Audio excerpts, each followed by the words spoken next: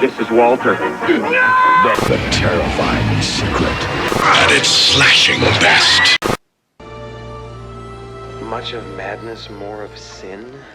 After years of failure and frustration, he manages to successfully mate his own seed with an egg excised From the ovaries of a jackal and plants it in the womb of a unwitting human surrogate? A little light reading, honey? Honey, how can you read this crap? I'm looking for this book called Madman. It's by this guy. His name is Malcolm Brand. It's horrific. It makes Stephen King read like Mother Goose, but it's passionate. He's madly in love with this actress named Anna Templar. But she won't have anything to do with him because she thinks he's really ugly. How much do you love me, Richard? Enough to cut off your ear. There's a murder. It's about to happen, I think. Son of a bitch sliced his ears off. But he doesn't have one. A nose. I mean, it's like his hair. He didn't have that either until he killed Colette. Now he's got that guy's ears. You published this book as nonfiction. Both books were nonfiction. Malcolm insisted. Somehow this character got out. He got out of the book. One minute I was reading about him, and the next minute he was standing right next to me. He thinks that I'm this actress named Anna Templar.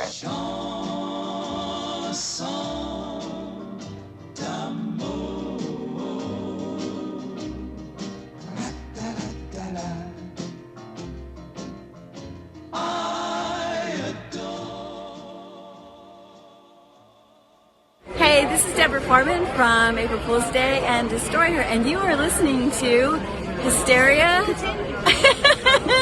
Hysteria continues. Hi, you guys. And indeed you are. Welcome back to the Hysteria Continues, episode 281. And this time we're going back to 1989 with Madman, aka hardcover. This is Erik's choice. So, Erik, are you glad you chose this one? It's a first-time watch for me. Yeah, I am. I saw this when it came out in video over here under the title hardcover, and I'd been kind of I wouldn't say a fanboy for it, but I am enthusiastic about the film, yes. Excellent. Well, it's one it's always been on my radar, and I've never just quite got round to it, but we'll see what I think. But anyway, how are you doing today, Erik? I am doing awesome. Excellent. We're glad to hear it. And across the pond, Joseph, how are you doing? I'm doing pretty good. How about yourself? I'm not doing too badly, actually, today. Yeah. Well, that's good to hear. Yeah, so all good. And young Nathan, how are you doing? I'm doing okay. My allergies have kicked in high gear, so that's not been fun. But otherwise, I'm good. What are you allergic to, just out of interest? Is it kind of pollen related? Pollen. Yeah, it's pollen. Okay. It's not Erik's joke of the week or anything that's kind of causing you to break out in hives? No. Justin. Oh, I don't know. But anyway, before we come on to Madman, as it were, let's have a little chat about what we've been watching recently. It's been a little while since we recorded, I think, because we had that kind of weird time travel thing with the last Midnight and the other one we recorded when we were back and forth. So we are back in the present, kind of almost literally. So let's see if we've had a chance to catch up with anything. Erik, have you seen anything you want to tell us about? Yeah, I saw two things. I saw the new elevated horror sensation from, is it Brandon Cronenberg, called Infinity Pool? Anyone seen it yet? Not yet. It's actually really good. It's along its mood and tone, I suppose, are along the same lines as things like Neon Demon and Midsummer. That kind of almost supernatural. Well, there is supernatural. There are science fiction elements to this. The story is this couple on this fictitious island.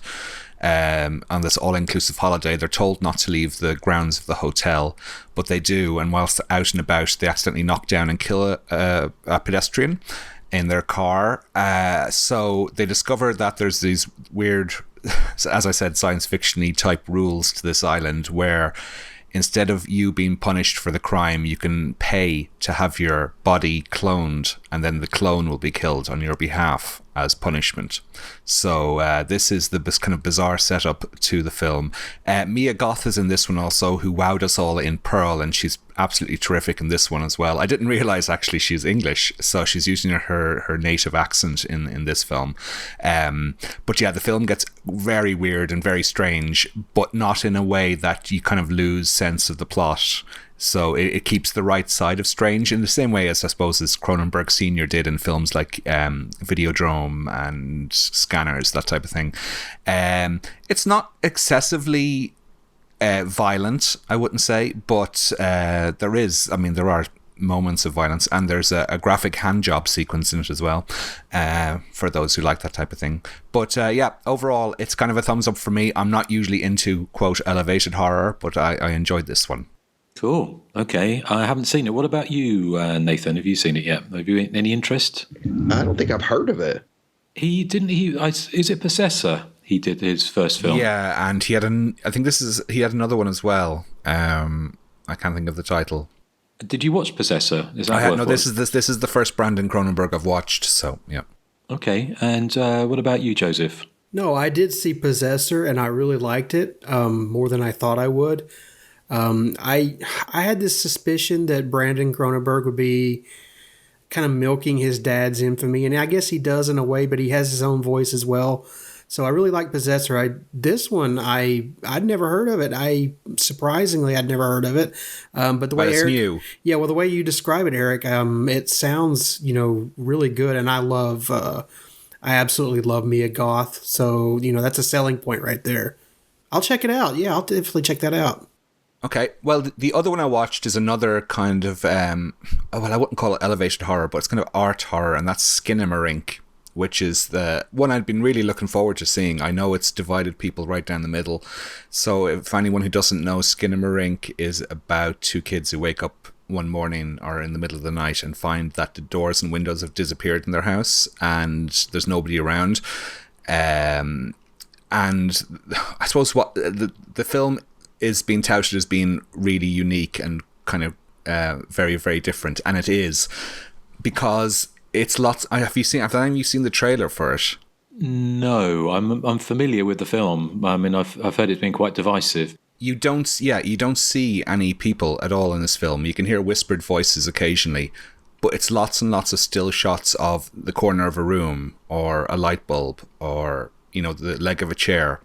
And it'll stay on that static shot for maybe 30 seconds. And this goes on for 100 minutes. So there are moments in it that I thought were effective, but they were kind of few and far between. For the most part, the film, as I said, it's a Marmite film. A lot of people are saying it's either really, really boring or people really, really dig the vibe of it. Now, it does have a strange, ethereal vibe to it, but I didn't think it was enough to sustain 100 minutes. Having said that, since I watched it earlier in the week, I'm kind of intrigued about going back and giving it a rewatch, because after the half-hour mark, my attention really was beginning to wander because, as I said, it was just these shots of legs of chairs or, the top of a table. And you hear these two children whispering in the background, but you never see their faces, which is, I think it's probably a first for a movie where you don't actually see any characters. But there we go. Skinamarink, which apparently is the name of a song that was used a lot on children's television in Canada, which is, I think, where this film was made. So that explains the title. There's a great moment involving I think I looked it up on Wikipedia. I think it's called the Chatter phone. It's a Fisher Price phone that has eyes on it. And you'll see that in the trailer as well. And that is kind of a jump scare moment. But other than that, it's an art installation, really, is what it is. But having said that, I am intrigued about going back and maybe giving it a second chance. But my first viewing of it was one of, this is a bit boring. Okay. Well, Joseph, what about you? Have you seen that? I did. I watched Skinamarink, mainly because of all the hoopla or the hype that it was getting, and I liked it, Erik. I maybe a little more than you. I thought it was very daring. Some of it is very creepy. I mean, the way they it's like you said, they'll just focus on some benign object, and you hear those whispers and you never see their faces, and like it just creeps under your skin. I don't think it's an entertaining film, but it is I don't know, it's just well done with what they're trying to do here. I liked it. I didn't love it, but I thought it was, definitely worth one-time watch. Yeah, as I said, I am intrigued to go back to it because it had plenty of mood, and it is something really different to what we're used to in the horror field. Okay, well, Nathan, what about you? Have you seen it or any desire? I have not seen it. I mean, I would watch it, but no, I haven't seen it. There is a scene where a toilet disappears. You see the picture of the toilet, or the camera's focused on the toilet, and then suddenly it's not there. What would Harold do? I don't know. Well, the kids get a bucket instead to replace the toilet. Right, because I'm quite intrigued by it, and I'm sure, but I think it's probably one to watch on my own because I don't think I would watch it in the dark as well. My problem was I was watching it and it was a really sunny day and the sun was streaming through the windows. And also there was a lot of noise outside with bloody kids on half term. Anyway, and because there's a lot of whispering in this, I wasn't picking up a lot of the dialogue either. So I was probably watching it under the wrong circumstances. Okay, yeah, I'm intrigued. I will watch it. It's just I don't think Stuart would make it through because if it's quite slow moving, I think I've mentioned before, we went to see Mars Attacks when it came out the cinema and he slept all the way through that. He slept all the way through Inception. He was right to sleep through Mars Attacks. That movie sucks. Oh, I hate that movie. Yeah. I quite like Mars Attacks. Well, I haven't seen it for a long time, but I wasn't impressed on my first viewing. But with Skinamarink, Justin, see this in the dark. Yeah. See it, and definitely watch it in the dark because it's shot on kind of lo-fi video, so okay, it's quite grey and dark and yeah. Would it work on the projector? Do you think? Would that? Yeah, in a dark room it probably would. Yeah, but just make sure it's dark. Yeah, maybe. Okay, well, I have to look out for that one when it's available. So thank you, Erik. Nathan, how about you? The problem is I can't remember since we last recorded. Have we talked about Scream 6? Because I went and saw it. Okay, I haven't seen that yet. So neither have I. No. So anyway, just so obviously no spoilers at the moment. It's still at the cinema, but yeah, please give your tuppence worth. I'm interested to hear what you think about it. I loved it. I thought it was a great sequel. It has a lot of great tense chase scenes and crazy moments. I love the scene where they're having to cross a ladder between two buildings. Thought that was a lot of fun. The scenes in the bodega I thought were fantastic. And yeah, I just thought it was just a ton of fun. And when the killers are revealed, it can get a bit silly, and that's fine with me. I love it. I mean, you're talking to somebody who loves the reveal and Happy Birthday to Me, and that's as silly as it gets. So, thumbs up from me. I would definitely say it's probably one of my favorite sequels in the series. Interesting. Well, what about you, Joseph? What are your thoughts on Scream 6? Yeah, I'll be as vague as possible to avoid spoilers, but I think my main problem with Scream 6, and it was a major problem with the previous film, is the continued kind of shitty treatment of the legacy characters.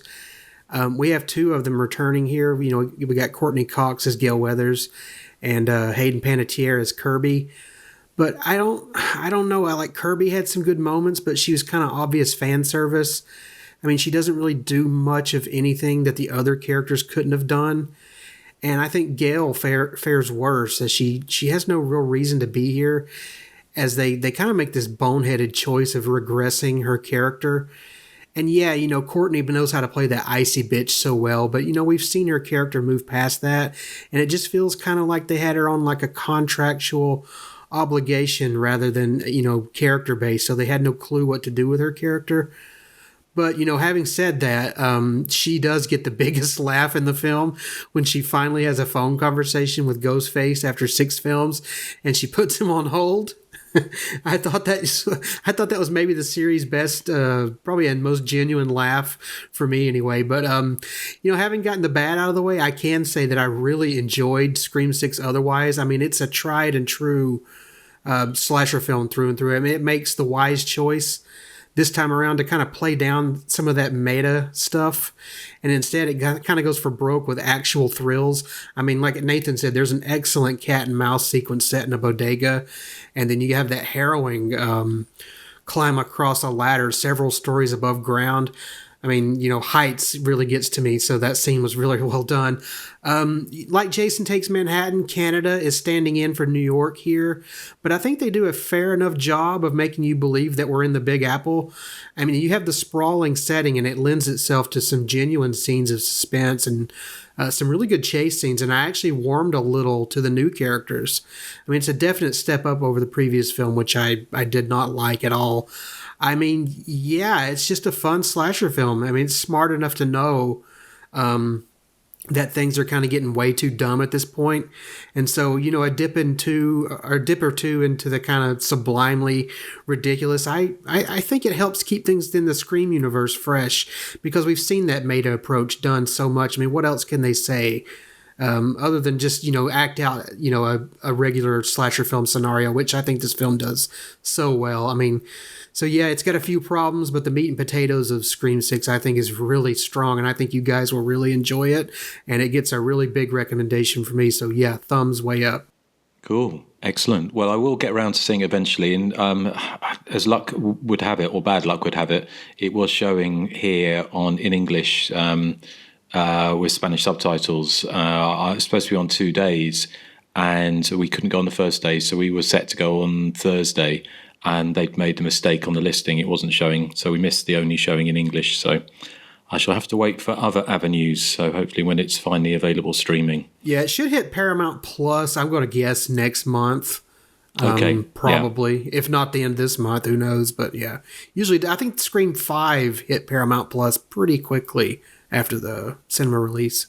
I mean, it's still in the top 10, isn't it? I think in the box office. It's broken 100 million domestic box office. The highest grossing of the series so far, I believe.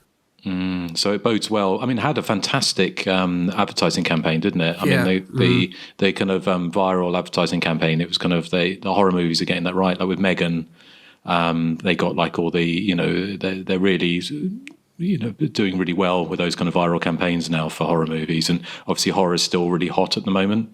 Oh, absolutely, which is and especially slasher films. We have so many coming out, and including a Scream 7. I wouldn't be surprised one bit if they don't reboot the Halloween series in some manner. It's going to happen. I bet my bottom dollar on it.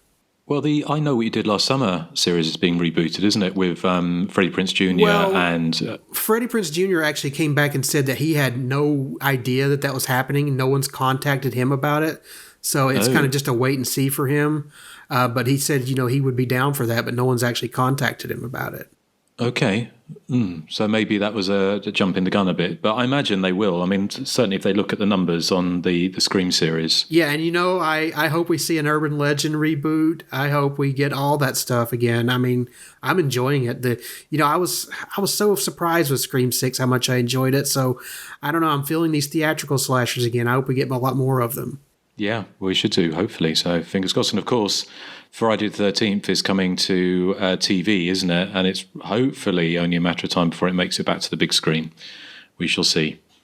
But yeah, good stuff. So Nathan, did you think of anything else? I saw Cocaine Bear.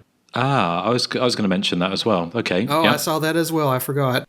It is exactly what you should expect it to be. It definitely leans, a lot more to comedy than anything else.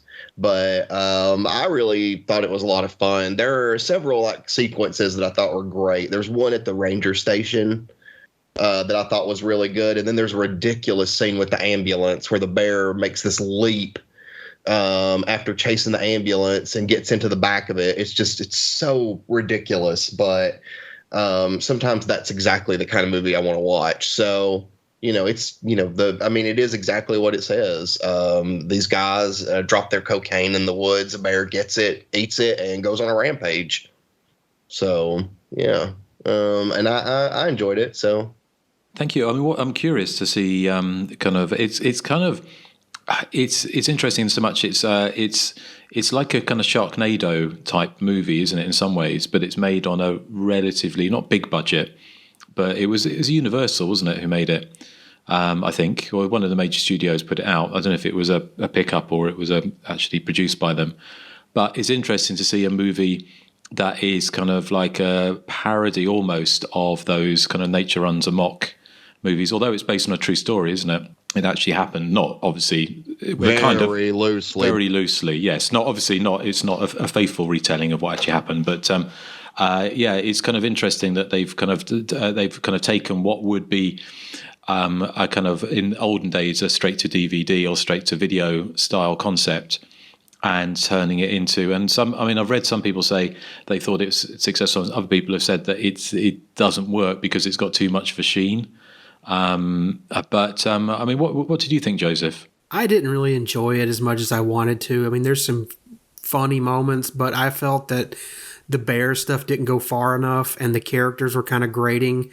And you're right, it has that look of, being deliberate, trying to be deliberately bad, and I don't really think it works. I think a film like this needs to be made with a straight face and then let the unintentional stuff kind of seep out. And it doesn't work. It just doesn't work here. I've already forgotten most of it. I hate it when bears don't go far enough. Well, I doubt that's ever happened to you, Erik, is it? It's happening right now. What did you think, Erik? I didn't see it. Oh, I thought you said you had. No, okay, I hadn't. No. Yes. Okay. I mean, I kind of echo a little bit like Joseph said. There were bits that I really liked. I mean, that the attack on the ambulance is just that whole sequence with the paramedics in the station, and then the bear chasing the ambulance is wonderful. It's really well done and fun, and a lot of the movie is fun, but it has that. And of course it's set in the 80s, isn't it? I think, or the early 90s. I think it's 80s.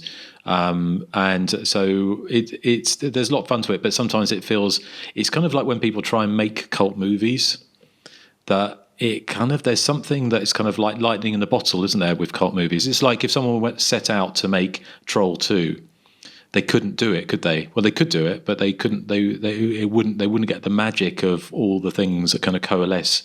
But having said that, I mean, it's certainly not. It's an enjoyable time. It's fun to watch, and all the and I kind of appreciated the fact that obviously they didn't use real bears and they used CGI bears, but it was quite knowing in the way they used them, because they looked photorealistic in an unrealistic way, if that makes sense.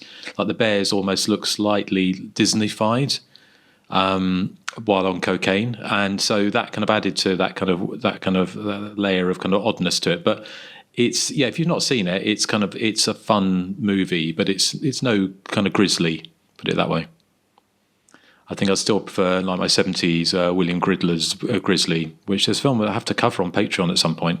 Yeah, I think some of these these kind of cult, like these obvious grindhouse plot theatrics like Killer Bears, I think they just work better in the 70s. They're of their time. Okay, right. Well, a cocaine bear. Was there anything else, Nathan? No, I think that's it. Okay. Joseph, anything else for you? Nope. That's all. Okay. Well, I've just got. I was going to mention Cocaine Bear. I also I watched Megan Uncut, because that's been out on streaming now. The uncut version with the kind of the gore, the stuff that was I don't know if it's self-censored out, but I didn't know there was an uncut version available. Yeah, and it really does. I mean, it's only a few, but well, there's quite a lot of blood and gore added back into it. So it plays much more as a kind of not full-blooded, but a kind of as a horror movie. The original version was fun, but I just felt that something was missing, and I've realised what was missing, just being an old gorehound, was the blood and the gore. I mean, it's not a huge amount, but there certainly is a fair bit more grue added back into it, and it just works as a much more well-rounded experience. So So they would say there was something just missing for me when I watched it the first time, and it just works much better as it was obviously intended. So it's no gore fest, but there are some pretty good gore gags in there. There's Nathan, Joseph. Have you seen the uncut version yet? No, not yet. I see. I really like Megan, but like you, I felt like something was missing. It didn't go far enough. And now you're saying this version exists, and it sounds like it does go far enough. So yeah, I definitely want to see it, because I felt like Megan would be one of those movies that I would watch year round if it just had that extra spice to it. I definitely recommend checking out the uncut version. So what about you, Nathan? No, I haven't seen it. So, I mean, sorry, I haven't seen the one that's uncut. I've seen the Megan, the theatrical version. I loved it. I thought it was great. But I would definitely want to see. I just realized I could take Nathan's words there and just jumble them all together into something about uncut and cut. Yes, it's laying itself bare for it, isn't it? So, but yeah, so the only other thing I was going to mention, we mentioned it on Patreon, in case you aren't subscribed to Patreon, and if you're not, why not? Because there's lots of good stuff going on over there. And in fact, we just announced, well, I'm going to announce now, our next commentary is going to be for Final Exam. So we're doing commentaries for once a month for films that we haven't done commentaries for. In fact, we've actually got we just agreed to another commentary. We can't say what it is, coming up relatively soon. But these are films that we haven't done commentaries for.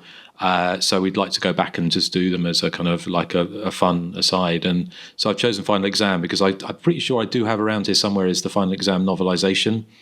So I'm going to go read back, because I remember there's all sorts of weird stuff in the novelization about how the final girl makes friends with an owl in the belfry and stuff like that. As you do. As you do.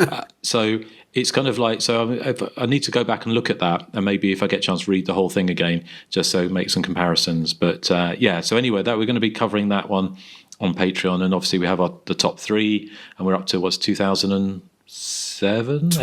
2012. God, Yeah. Time runs by. And we've also got our Fango flashback. We've just done Fango 15, which is the one with Halloween 2 on the cover, which is one of our favourites. And also we're just about to go back onto our Patreon, the non-slasher horror picks, and we have covered the most recent ones, a terribly horrific, one of the most upsetting films I've ever seen, was Nathan's picks, is Mac and Me. What? That kid going off that cliff, it was heartbreaking and really disturbing, Nathan. Then why were you laughing, Eric? I don't know what you mean. I stand by, those aliens are horrifying. They're not cute at all. They're terrible to look at. And we talk about the mostly unseen alternative tragic ending, don't we? Which completely changes the tone of the movie. It certainly does. Yeah, I just want to say also, I'm really looking forward to the Final Exam commentary. The commentary we have coming up, it is through Vinegar Syndrome, and we will let you know what that is as soon as we can.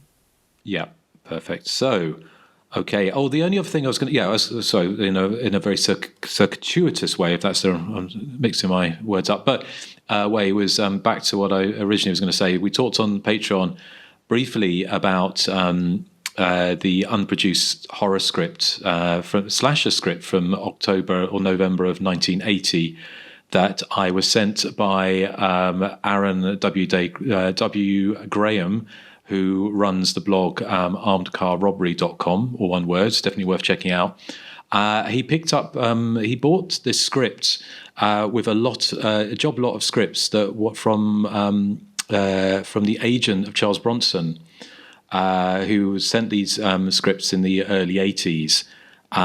So why Charles Bronson was sent a slasher script, I don't know. But obviously he did make 10 to Midnight in 1983, which is very much kind of a slasher movie. But this sort of came in, and so I've been looking for kind of looking into like lost and unproduced slashers from that kind of golden era of the late 70s into the 80s. And Ripped to Shreds was one that I'd kind of come across, and we mentioned, actually the reason we mentioned it was in Fango 15, when Erik was looking at the kind of the coming soon, or what's it called in there? Fango again. Monster Invasion. Monster Invasion, that's right. And there was a short a quote from the would-be director Donald Glutt about Ripped to Shreds, saying that normally he wouldn't do it because it was just another man with a knife pick. But this one had some interesting twists, including it was meant to be originally shot in 3D. So I've been sent this script, and I've published some bits of it onto Hysteria Lives with the permission of Aaron, but just a kind of short synopsis of where I've got to so far with the script. And it would fit in very, very well with it would obviously, if it had been produced, it would probably been 1981. And in this, it's kind of prefigures Freddy Krueger. It has a killer who haunts somewhere called Shadow Hills, who has a glove with 3 prongs on it. A little bit like The Killer and the Demon, the South African slash movie from around that time. But it starts with a prologue of three girls in the 1960s pick up a hitchhiker who proceeds to murder two of the girls in the back seat, and the car crashes, and then he looks like he's about to kill the third girl, and it cuts to very much like The Fog, John Carpenter's The Fog, with a group of teens on the beach, and one girl's retelling this urban legend of what happened up in Shadow Hills, and the jock and the cheerleader go up to investigate for themselves, and then find out the legend is all too true. And then, in very much in a kind of Nancy Drew kind of fashion, a bit like Dan Kimmel in Sweet 16, two female cousins, teenagers, and their boyfriends go trying to find out what happened to the cheerleader and the jock, and then find out that again they find out that there actually is a killer on the loose. And there's loads of kind of slasher-esque set pieces. So far I've read there's a waitress hitchhiking who gets murdered by the killer, even though she's with two burly bear-type men who get distracted and come back and find she's been murdered. And there's a very kind of Jaws-like and a kind of like maniac-style murder of two teenagers on the beach. By the killer who's hiding out in a lifeguard station. So yeah, that's kind of, I'm going to finish reading that script and I'll publish the rest of it. But yeah, it would fit in perfectly with the early 80s slasher, and unfortunately never got made. But if you have any kind of leads for any other unproduced slasher scripts from the early 80s and late 70s, then check out Lost Slashers page on Hysteria Lives. But the one I'm really interested in trying to find out more about is The Mall from 1981, I think it would have been, which of course was set, it was a slasher movie set in an American mall where teenagers were killed by a psycho hiding out in there. And it was going to be shot by the guy who's, I can't remember his name now, but he went on to direct Rambo 2, I think, and his son directed Mandy with Nicolas Cage recently. But it was going to have like a severed head in a bowling alley, all sorts of fun stuff like that. So yeah, if I can ever find that, it's kind of my little holy grail. But so not so much recently seen, but certainly I wish I'd seen it. Put it that way.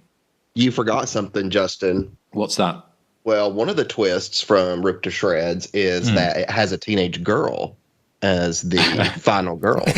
Well, I was going to, yeah, that is true. That was apparently going to be the twist. It was going to have a strong female lead, which I thought was not so much of a twist, really, even in 1980 or 81.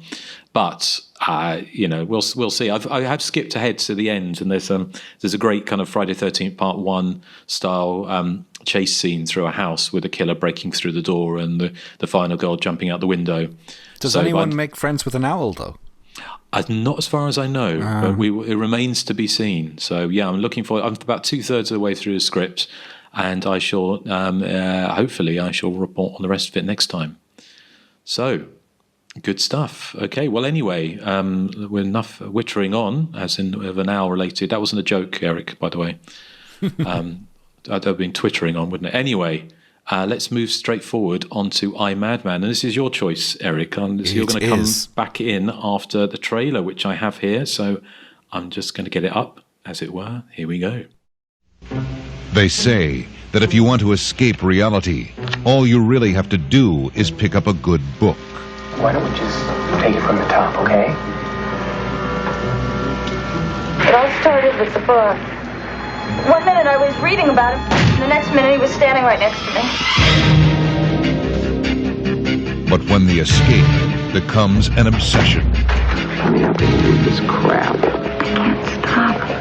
it is the return to reality that becomes the challenge.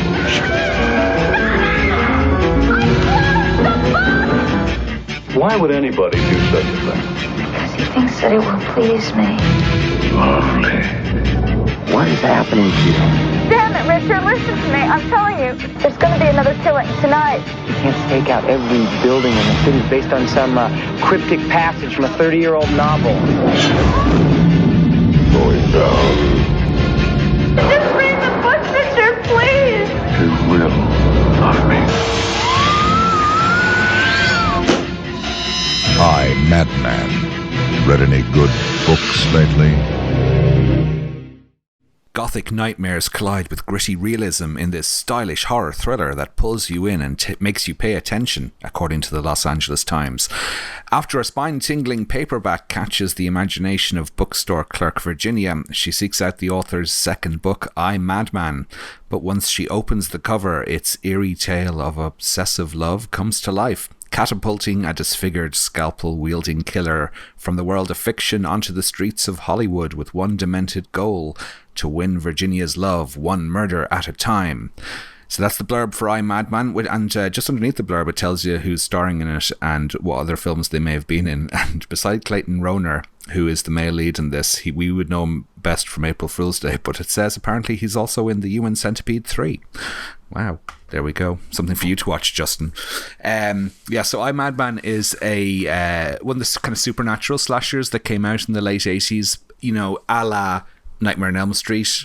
It has a very similar sort of disfigured slasher villain that we saw in the same year's Phantom of the Opera, the one directed by Dwight Little and starring Robert Englund, and also has stuff in common with 1991's Popcorn as well. As it's the late 80s we're dealing with, the gore is, I suppose, kind of restrained. Those kind of seeking a Tom Savini bloodbath may be disappointed.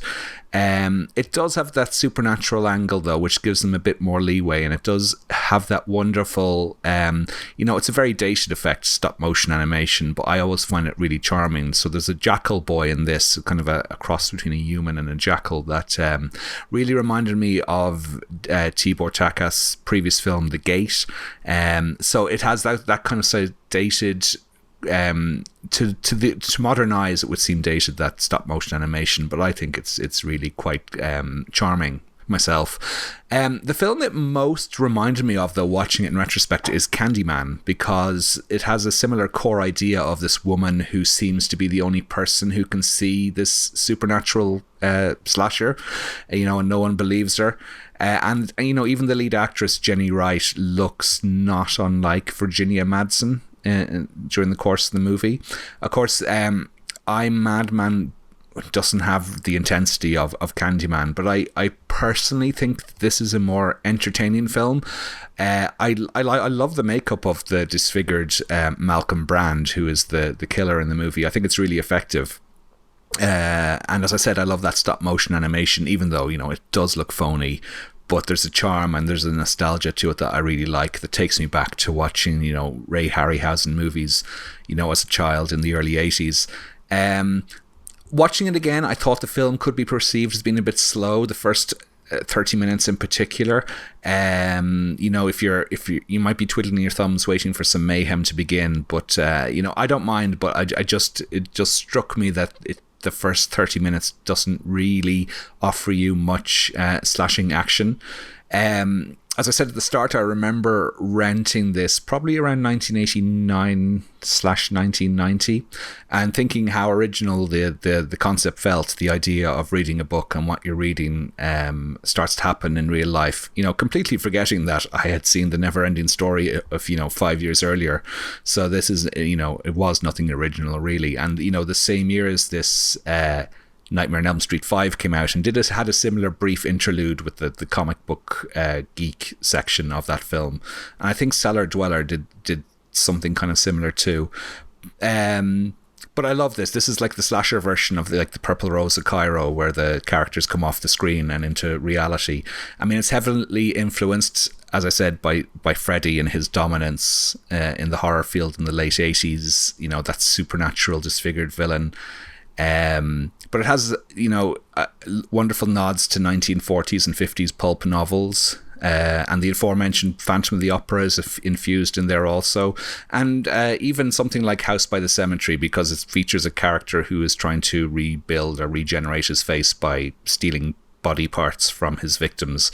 So lots of influences coming together here. And I really like it. I mean, I think it's, as I said, it's nothing too gruesome or grueling or disturbing. It's just a fun kind of popcorn movie from the late 80s. And I think it holds up well 34 years later.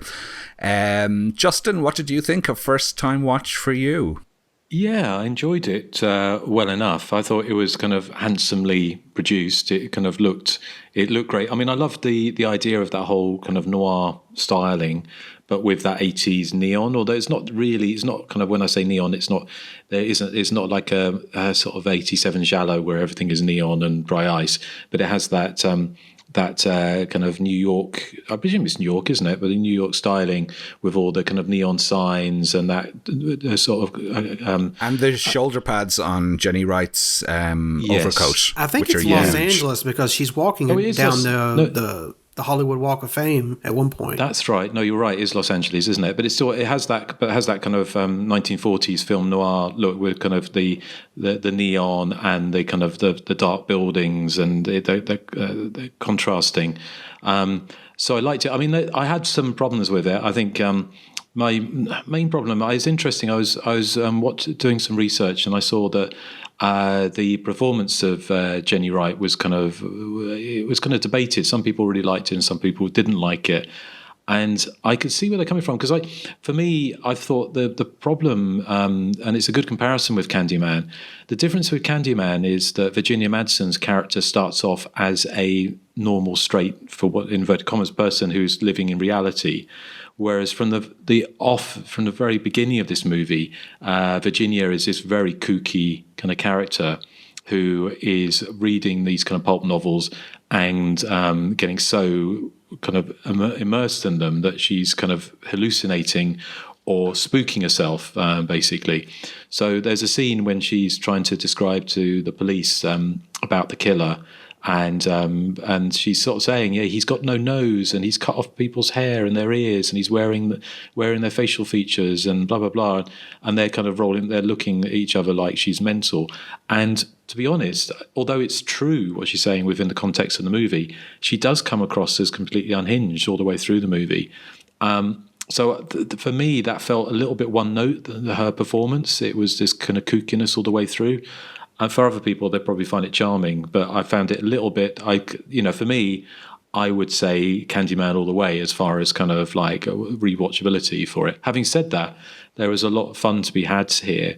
I really did like the whole film noir thing and the Pulp Fiction angles on this, and I loved the scene when she goes to that kind of sleazy publisher who kind of reminded me of sort of Dick Randall. That kind of the kind of sleazy guy in an office, which Dick Randall played quite often in his own movies, and all those kind of fake titles. And my favourite one was Moby's Dick, which would have been a great porn title, but obviously meant to be something else. I kind of overall I thought it was fun. I mean, I thought it's interesting that the amalgamation or different things by 1989.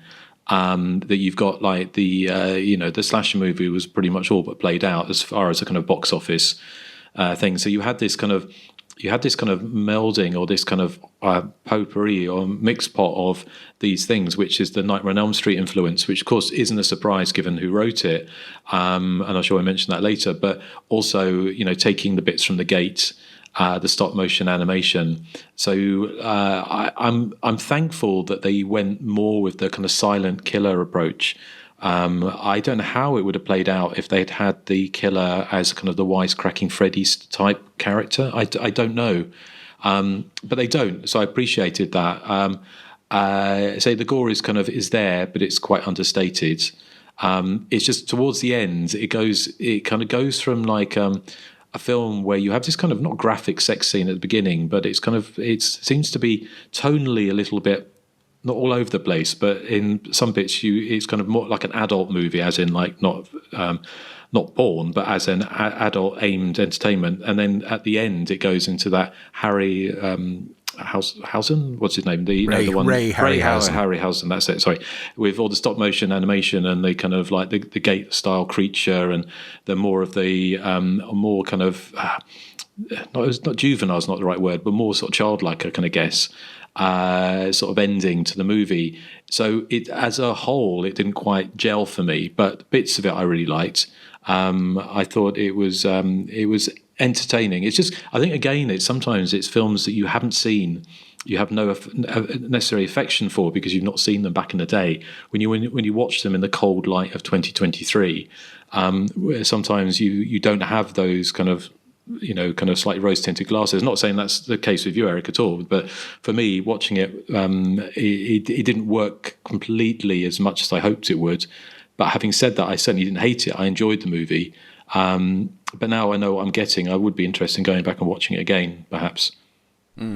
You mentioned Jenny Wright's performance there, and one thing I forgot to mention is that a lot of her dialogue seems to have been dubbed in post-production, obviously by herself, but I'm assuming, but it gives her performance that real kind of stilted quality that makes it look like she's a bad actress, I should, without meaning that, but it her performance does appear to be kind of subpar in parts, I thought, because of that. As you mentioned Virginia Madsen, yeah, obviously she's a much better performer and she's much more believable in Candyman, but I'm just guessing there was some technical reason they had to redub a lot of her lines or something, because it just felt phony to me. Anyway, Joseph, what did you think? Yeah, I really enjoyed Madman. I think it works best when it's playing with the line between fantasy and reality with the Virginia character. Virginia, there's another Candyman reference. Virginia Madsen, Virginia. Spooky. I think it works best when she's all curled up on a couch and, we have that big rainstorm going outside and she's reading passages that seem to be slipping into her reality. I love stuff like that. Madman has a lot of fun with the kind of the disbelieving idiot trope, and that, since no one is buying what the book is obviously selling, she just keeps reading. I think that's very clever. I also thought seeing Clayton Rohner in a more conventionally serious role as I guess sort of a romantic lead / hero. I don't know. It was weird because I'm so used to seeing him play the sarcastic wise ass. I think he's perfectly fine, but for me, I think Jenny Wright, she is this movie, and I think she sells it all with this sort of aloof charm. Even though she's caught up in this kind of book to reality murder spree, I think her performance is right for this type of plot. She needs to have that kind of, I guess, been there, done that, but still surprised at the same time type of performance, I guess. I also love the character of Mona, who works with Virginia at the bookstore, though you can tell right off the bat that she's, insistent on a gruesome death. I mean, I loved her big hair while it lasted, but come on, she's obviously there to die, and I felt bad for her, though. The piano tuner dude across the way, the way the film played with this element at first, I was sure that he would tie into the book on a more direct level, but they essentially set him up as this kind of rear window type victim, which is kind of shocking, and how ultimately bland a plot turn that was. I mean, it would seem kind of obvious, and I guess it was, but I really still liked it because of the way it was shot. The film does have gorgeous camera work and some really striking cinematography. I mean, the plot plays with the pulp aspect, and I think the camera follows without missing much of a step. I love the transitions between, reality and fantasy with the use of kind of nuanced lighting that differentiates the two. I mean, it's just a gorgeously shot movie, and it's very pulpy. I love that. I thought the overall explanation of the killer, I thought that was a bit anticlimactic. I mean, especially his undoing, with all the pages flying up in the air. Well, that raises more questions than the film is likely to answer. But, I think for me personally, that's my only real gripe with the film overall. I mean, I thought it was a unique take on the slasher film, no question. And the way we kind of get to experience the murder sequences through both narration and visuals, I mean, it's a neat trick, and it's one of many this little film has up its sleeve. So highly recommended for me, Erik. Good pick. Thank you very much. Nathan, what do you think? This was an interesting one for me because I know this has happened to me before on the podcast, but Madman is one of those ones that I always thought that I had seen, because I guess I'd seen it in the video store so many times, but watching it, I did not remember it. So I'm like, I don't know if I've ever actually seen this. So, I liked it. Like you guys were saying, I really love the look of the killer, the no-nos. killer. And I like the scalping scene. I mean, the gore is not too crazy. It's not like Maniac, scalpings, but I did like it, the scalping scene. And I liked I like Jenny Wright as the heroine. I mean, she's kind of understated. She doesn't really she's not necessarily like the take charge kind of final girl, I guess. But I also love the whole amateur sleuthing. I think that kind of stuff's a lot of fun. In movies like this. Bear with me, my sinuses are getting really bad this morning. You're getting really emotional about I'm Madman. No, I mean, I actually, I can't say a whole lot that you guys haven't already said. I mean, I love Clayton. Is it Rohner? Clayton Rohner? I loved him in April Fool's Day. So I think he's good here as well. The final battle was fun. I like how it can be a slasher movie, a monster movie, all that kind of stuff. I think is just a lot of fun in the film. So, yeah, and like Joe said, I do love stuff like the rainstorm outside when she's in, and just stuff like that atmosphere. I think is just really good. And like Justin, I like the whole film noir aspect. I think there was a scene where it's very foggy. And she's walking, and just the way it was shot, it was very film noir, and I loved that. But yeah, I mean, I would definitely give it a recommend. So thank you, Erik, because you introduced me to a movie. You're very welcome. One thing I forgot to mention was that bookshop. There's a scene where a guy walks up with 2 books to buy, and Mona just puts them into a brown paper bag and he walks off. Now, that's not a good business model. No money has exchanged hands. How are they going to keep that shop open? Yeah, and she's just like, she doesn't even talk to the customer. She just like throws it in a bag and just tosses it right at them. She's chatting to Virginia all the time. It's so rude. Yeah, she's so obsessed with her own sex life. She just doesn't pay attention to her customers. You were talking about the bookstore. I love the chase at the end where she tries to climb up into the attic, but there's so many books falling down the steps. Oh my God, I about lost it at that scene. Like hoarders. Yeah. Well, I was thinking that probably the most unrealistic thing in the movie was that Virginia was able to afford that huge apartment on. That's what I was thinking. Working in a secondhand bookstore, not even a real, fancy. And I don't even think she was the owner, was she? I mean, No, neither her nor Mona were the owners. They mentioned the owner or something in a brief exchange. Wow. Yeah, I love that Hollywood. Oh, I can afford to live in Los Angeles on a paltry bookstore salary. Yeah, in a big apartment. Yeah. I did appreciate the fact that it was their stop motion. I mean, I suppose if this had been even a couple of years later, we would have got some kind of basic CGI, wouldn't we? So I kind of appreciate that. I mean, it looks unrealistic, but it has that kind of charm to it. Of the, I haven't. Has everyone seen The Gate? I don't think I've seen it. I think it was again. I think The Gate 2 is even better than the first Gate. Yeah, I like The Gate 2 as well. I think for me, when The Gate came out, and that would have been 87, wouldn't it? I would have been 18, and I always thought it was like a kids' movie. It is kind of. It's kind of a goosebumpsy type of horror film. It's a little darker, I'd say, than your typical. It's not like the Monster Squad, which is kind of light and frothy. I thought it had a darkness to it. Right. I think it's just because I think when I was renting movies at 18, I wasn't looking for that kind of movie, if that makes sense. I was going to want to watch Make Them Die Slowly or Maniac or, something a bit more adult, I can guess. So I never caught up with The Gate. No, it is good. I'm sure you've gate crashed a lot of cemeteries, though. Oh, I did, of course. You know me too well. So, but yeah, I mean, I think it's an interesting twist on the slasher movie, isn't it? Because the director, when we do get onto some background, but the director, I think he said that after The Gate, he was offered basically either sequels to The Gate, which of course he did do eventually, or kind of slasher movies. And this kind of, it is I think we can comfortably say, I mean, given that we've thrown the net very, very wide in the past about our definition of slashers for the podcast at least, I think it'd be very difficult to argue against this falling within the rules and the kind of the conventions of the slasher movie, isn't it? Because it is essentially a mad killer going around killing lots of people and cutting their noses off. Yes.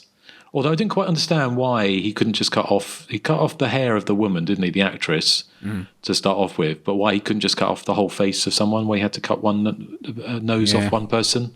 I don't know. He wanted to make the perfect face. Yeah, someone had better lips, someone had better eyes or ears, so yeah. Yeah, well, fair enough. I mean, I appreciate the kind of grisliness of the concept as well. But I'm sure it's a film that if I rewatched, I'd warm to a bit more. I liked it well enough, but I think now I've seen it and know what to expect. I think it might play a little bit better for me now. I've kind of know the rhythm of the movie and what they were kind of going for. So, did we want to dive into some backgrounds? Yes. Nathan, do you have any background for us? No. That's not the way you say it. I know, but could just no. No. Joseph, do you have anything for us? Yes. Everything that you and Justin are going to read, I already have it. So Okay. I got to sneeze, so I'll just let you read it. Okay. Justin. Chew. Terrible excuses. Well, I do have some. I looked at some of the contemporary reviews when the film came out. Obviously, it was. I think the original script was under hardcover, so it was interesting. It was released briefly to American screens as I, Madman. I think it's TWE were the production company, and I'm much more used to seeing TWE on video boxes back in the day, American video boxes. So is it Transworld Express? Yeah, Transworld Entertainment, of course.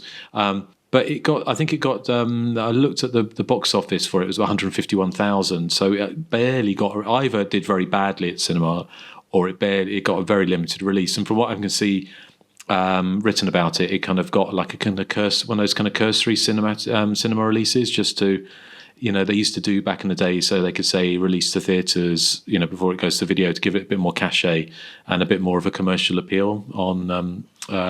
So it got released in 1989, and the reviews I found generally are pretty good, considering that horror movies were not particularly well reviewed. In fact, Roger Ebert was a relative fan of this movie. But a couple of little mini things I got from the Sacramento Bee said, who didn't like the movie necessarily, said Grizzly Madman relies on schlock instead of shock, though did say it had a certain sense of playfulness, but trivialized itself with gory murders. But the rest of the reviews I saw were pretty good. The South Bend Tribune gave it a 3-star review, saying the movie was rewarding because it was fun. And it's slightly incongruous, saying that they don't have to be vomitoriums about mad slashers and dead teenagers to be a good horror movie. So this is kind of, I kind of guess, kind of like an adult telling of that kind of the genre, which is very much maybe what kind of films are going for, maybe into the 90s, rather than that kind of dead teenager movie. The Star Tribune says, I, Madman turns slasher film into a keen mystery, gave it 6 out of 10, and said it was a considerable cut above its slice and dice companions. The only other thing I'll say, I've got a few other bits, but I don't want to take everything away from you, Erik. So just going to mention that the Nightmare on Elm Street connection was that it was written by David Chaskin, the first who wrote the scripts for A Nightmare on Elm Street Part 2, Freddy's Revenge, the much maligned but now much rediscovered and very enjoyable first sequel to Wes Craven's movie. So it was written as hardcover, so the name it was given internationally when it was released. And the copyright date I found for that was 1987, and apparently he wasn't an original script. He was a kind of script writer for hire, and I didn't write it down, but the concept came when somebody else involved in production thought what would happen if a movie character came alive from the pages of a book. So I've got a few other little bits, but see what you have, Erik. Okay, well, there's a few other Elm Street connections. One is that Tibor Takas was offered the chance to direct Nightmare on Elm Street 4, which is the one where the girl with the big hair gets turned into a cockroach. But he turned that down because there wasn't enough prep time. He didn't feel to get it done, so he turned them down. The other Elm Street connection is that Bruce Wagner is the guy who plays the piano player who gets killed and his ears chopped off. He wrote Nightmare on Elm Street 3, Dream Warriors, which is the one where a girl with big hair doesn't get turned into a cockroach. Malcolm Brand is played by Randall William Cook, who was also the effects artist on this, and he's more known as an effects artist. He went on to win 3 Oscars for his work on the Lord of the Rings trilogy. He also worked on John Carpenter's The Thing, Poltergeist 2, and Fright Night. He applied his own makeup in this for the most part, but he got assistance from the effects legend Craig Reardon, who stepped in to give him a hand at certain points. Since the turn of the century, Tibor Takas has mainly been directing a lot of stuff for the Sci-Fi Channel, things like Mega Snake, Mansquito, and Ice Spiders. I'm guessing Mansquito is a man who turns into a mosquito, which is kind of like a girl turning into a cockroach. Then in the 2010s, he's been directing a lot, and I mean a lot, of those kind of Christmas movies, Hallmark Channel type ones, where, I don't know, a girl goes back to her hometown to run a B&B or something and finds love under a Christmas tree or something. It was filmed from November 1987 to... That description of the Christmas movie is just funny. Well, that's what they're all like. Yeah, they are. She's a high-flying lawyer in the big city, but she goes home to her small-town roots and finds love, and there's Christmas as well. Yep. Someone's going to melt her icy heart. Yeah. This was the second film made by Transworld Entertainment after The Curse, which was the David Keith movie starring Will Wheaton that was based on The Colour from Outer Space, or The Colour from Out of Space, whatever it was called. That was also written by David Chaskin. So this was kind of their second production. It was filmed November 1987 to January 1988, which probably explains the 1987 date stamp, I'm guessing. Randall William Cook, who did the effects, said that everywhere he went, things smelt like cat wee, and he couldn't understand why, but then it turned out to be the prosthetics that he had to wear all smelled of cat wee. So he asked them if they could redo the formula for the latex so that it didn't smell like cat wee, because he didn't like the smell of cat wee. There we go. And Clayton Rohner, Human Centipede 3, if anyone wants to see him in that. Jenny Wright was also in Near Dark and The Lawnmower Man. And that's all I have. Although Tibor Takas' son apparently is a famous music video director now under the name... What's his pseudonym again? Let me have a look here. Young Replicant. So he's done videos for bands like the XX and Lord, and then lots of other bands I've never heard of because I'm 49 and not 22. Okay. Well, thank you, Erik. You mentioned most of the things, apart from the alternative person that TWE, Transworld Entertainment, wanted for the lead. Did you read that? For the Virginia role? Yeah, for the Virginia role. They wanted a kind of a name character. I don't know how much of a name. Well, can you imagine? No, they wanted her to play the villain, actually, but she wasn't available because she had some toilets to clean. But...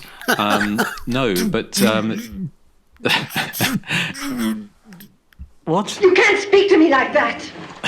Sounds like Yosemite Sam over there. Retro fricka. But apparently, and this would have been completely bizarre, is that Transworld Entertainment wanted Andie MacDowell to play the lead character. So I don't know where she was in her... This was the same year as Sex, Lies and Videotape, which I think was her kind of breakthrough role. Yeah, that would make sense. Mm-hmm. Okay. So there may be whether she turned it down, which I imagine... I don't know. Maybe she would, maybe she wouldn't. I don't know. Although it was filmed in late 1987, so she probably would not have been a name then, I don't think. So what could have been? But anyway, well, that was... I, Madman. But let's hear what people on the group said about it, Joseph. Well, a paltry 13 comments, but quality over quantity, I suppose. Heathen73 says, little seen but superb film, brimming with dark atmosphere and a little of the outlandish. Wonderful performances, and I love the old bookshop as a focal standpoint.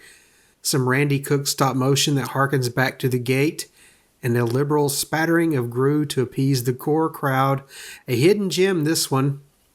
And Tyler Elkins writes, I can't get into this one, guys. I think the premise is brilliant, but something about the execution keeps me disinterested, unfortunately. Follow us on Facebook and Instagram. Listen on Apple, Spotify, YouTube, and about 1 billion other podcatchers, both good and bad. Help support the show for as little as $1 per month over on Patreon.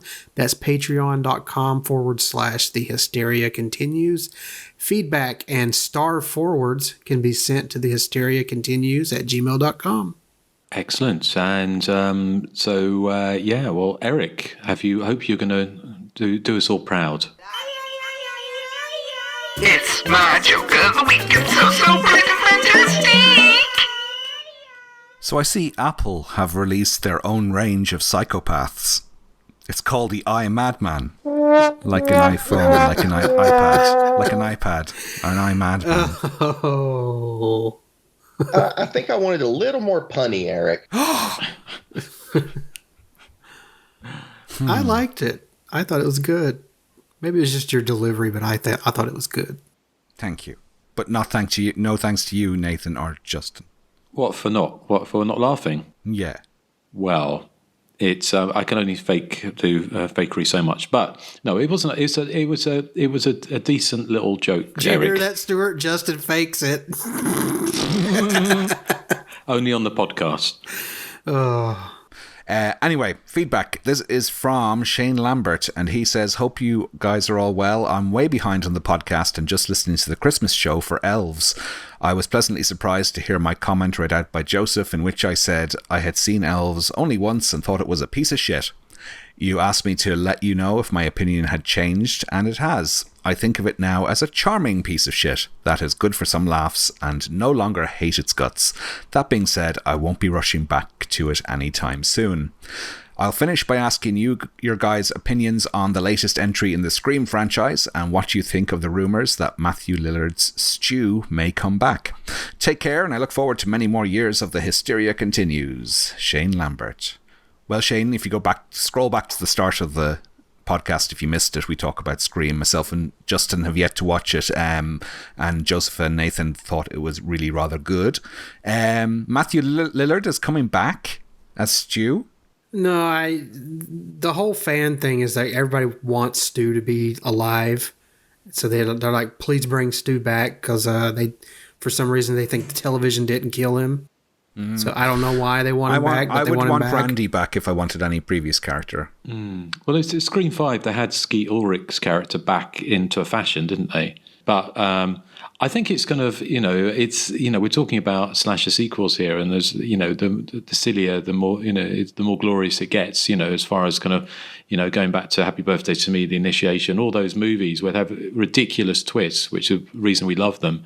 So it's certainly not beyond the realm of possibility to bring Stu back in some kind of manner, I wouldn't have thought. I think the problem, though, is it's kind of like the whole Saw thing with Carrie Elways when they brought him back for Saw 3D.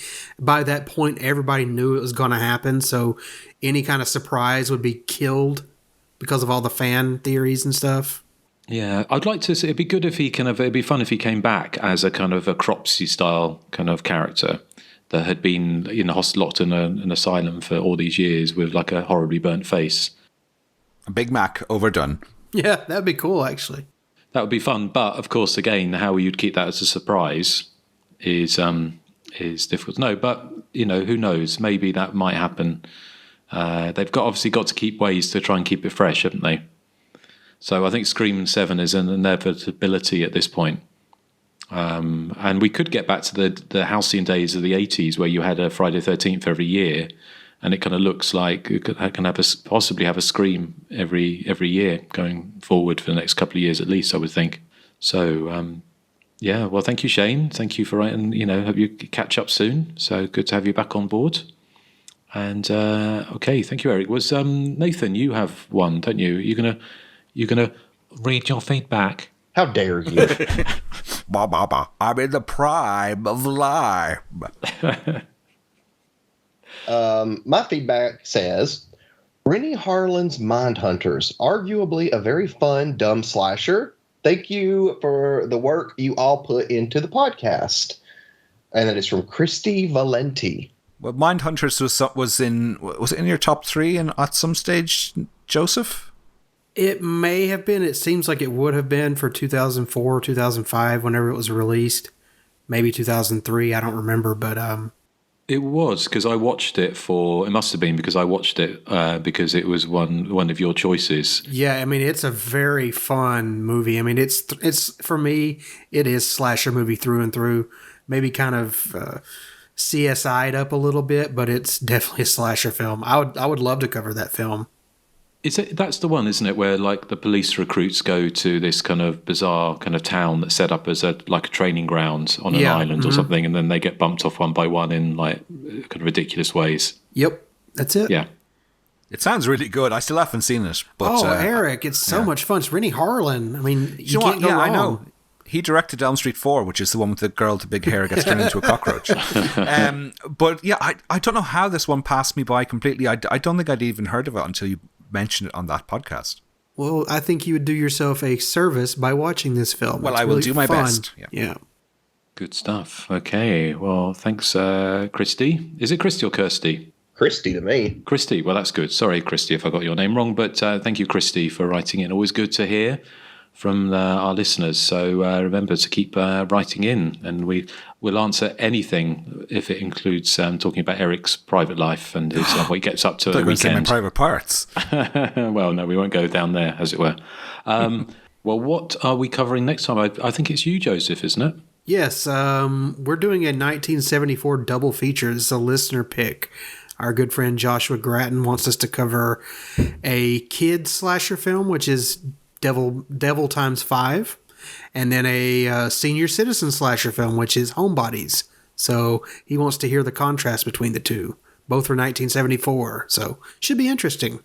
Yeah. I have seen both of them, not for a number of years. Yeah, it's been a while since I've seen either, but I remember really thinking Devil times 5 was good. Homebodies, I don't really remember much about, but I am looking forward to revisiting. What about you, Erik? Have you seen either of those? I've seen Devil times 5, but I haven't seen Homebodies. I hadn't even heard of it, and when you mentioned it was going to be coming up next, I think, is there a kind of a dance movie from the 80s called Hard Bodies? And that's what I was thinking of. Yeah, I think so. What about you, Nathan? I've seen both, but I remember Devil times 5 better. Okay. Well, that should be an interesting one for us to cover. So thank you, Joshua, for your suggestion. It's got Leif Garrett in it, Devils times 5. He's a tremendous actor. Oh, dear. Oh, Leif. Gosh. Tremendous. You're welcome. Are you going to play out with I Feel Like Dancing? I was made for dancing, wasn't I? Yes, that was it. Yes. It's like, that would, but anyway, I'm sure we'll talk a little bit about that, and looking forward to returning to those and giving them another watch. So, okay, and what are we playing out with? We're playing out with... Yeah, this is Chanson d'Amour. This version is by Art Todd and Dottie Todd, whoever they are. And this is the version that plays in the film I, Madman. Although I, like yourself, Justin, I'd know the song better as a Manhattan Transfer song. I think it must have been a cover version. I don't know. Yeah, I think it sounds like it's an old song, yeah. Okay, excellent. Okay. Right, okay. So, thank you for listening to another episode of Hysteria Continues, and thank you for supporting the show with your patronage. We very much appreciate it. And so we'll be back next time with a double ender. So thank you for listening, and say goodbye to the good people. Bye. Goodbye. Bye.